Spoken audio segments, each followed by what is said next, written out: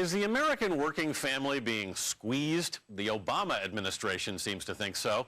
According to the New York Times, the White House is planning to use federal contracts to try to leverage higher wages and benefits for workers.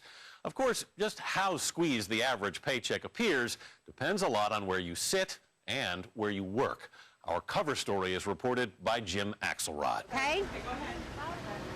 Say bye, Mom. It's the harried ritual of the American morning.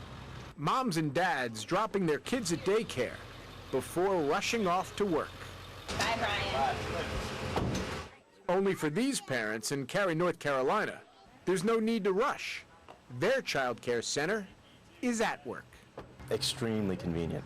You wake up in the morning, spend some time with your kids, drop them off, you're in your office in 2 minutes. Subsidized on-site daycare is just one of the salary-boosting benefits for employees of SAS, a privately owned business software company, and one of the many reasons Fortune magazine honored SAS as the best American company to work for in 2010. Because of these benefits that we're given, I think we're inspired and motivated to even work harder and give more to the company.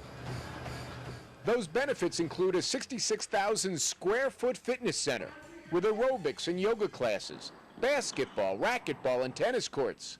There's a free on-site medical center. That's all it is to it, hon. 3 subsidized cafeterias, even a hair salon. But while an on-campus masseuse is great, Jen Mann, who heads human resources at SAS, knows where a compensation package starts: cash. We have a profit-sharing program that has ranged anywhere from 5 to 15% of an employee's annual pay based on the company profitability. But we also have a discretionary reward bonus for performance, and so depending on how well the company does, our employees can see a discretionary bonus on top of the profit sharing as well. Oh, did I forget to mention the indoor swimming pool? But the reality is, for most Americans, SAS might as well be Disneyland.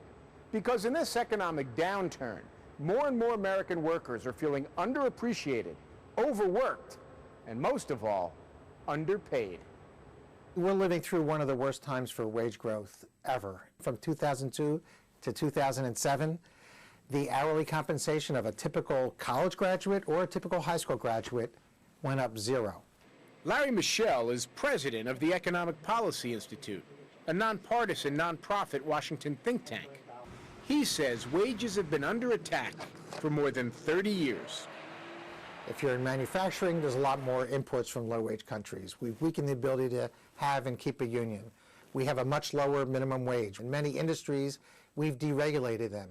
All of these things put downward pressure on the ability to have and keep a good job. And the current recession, in Michel's view, certainly isn't helping. Employers have all the leverage. They don't have to give you more money to get you to accept a job. When you have a great recession like we're having, songs don't come out that say, take this job and shove it. Take this job and shove it. I ain't working here no more. Michel points to the fact that from the 1940s into the 70s, as workers became more productive, their salaries grew at the same rate. But then things changed. From 1979 through 2007, productivity skyrocketed, up 70%. But hourly wages barely budged, rising a mere 4%. So where did all that extra wealth go? Michel points to the very top. Between 1989 and 2007, before the Great Recession, of all the income growth that was generated, the bottom 90% got only 15% of it. The upper 1% got 55%, and the upper tenth of the upper 1%, the 1 out of 1,000 households, got about a third of all the income growth. In other words, Michel says, a lot of hardworking Americans are getting fleeced.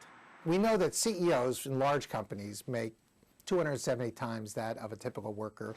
It used to be around 20 times, 30 times back in the 1960s and 70s. Now the fact is, you don't need to pay someone that much to get out of bed in the morning and go to work and be productive. This notion of my wages stink doesn't apply across the board. A lot of people have done well. Stephen Rose is a Georgetown University economist who thinks all this talk of a middle-class squeeze is just that, talk. That would imply an economy that we just don't have. the malls wouldn't be filled. The people wouldn't be rushing to spend $14 to go to Avatar. They wouldn't have all the Wiis, all of the iPods, the iPhones, et cetera, et cetera. Rose points out the median income of American families, adjusted for inflation, has risen substantially from about $49,000 in 1970 to $62,000 in 2008, a 26% jump. You know, if you ask people in 2007, 2008, how do you compare to your parents?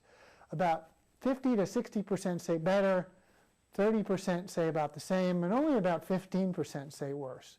But Larry Michel isn't buying it. It's a really low threshold to say somehow families are a bit better off now than 30 years ago when the pie grew by 75%. They should be far better off. Which brings us back to SAS and what co-founder and CEO Jim Goodnight is trying to do: redefine the concept of a fair wage. The point of the benefits is to keep people, and if you keep people and make your people happy, they're going to make your customers happy. And if your customers are happy, they're going to make the company happy. So it's a sort of a triangle there that you have to always keep in mind. It takes every single one of you to make this the best place to work. Jim Goodnight has kept that in mind, which explains why hardly anyone ever leaves SAS. Last year, their turnover was a microscopic 2% in an industry which averages 22%. SAS accountant Mary Deaton. I am definitely not overworked and underpaid. It's just not a company where you are, sitting there wishing that you could be somewhere else. So if you're wishing you work somewhere else, there's hope.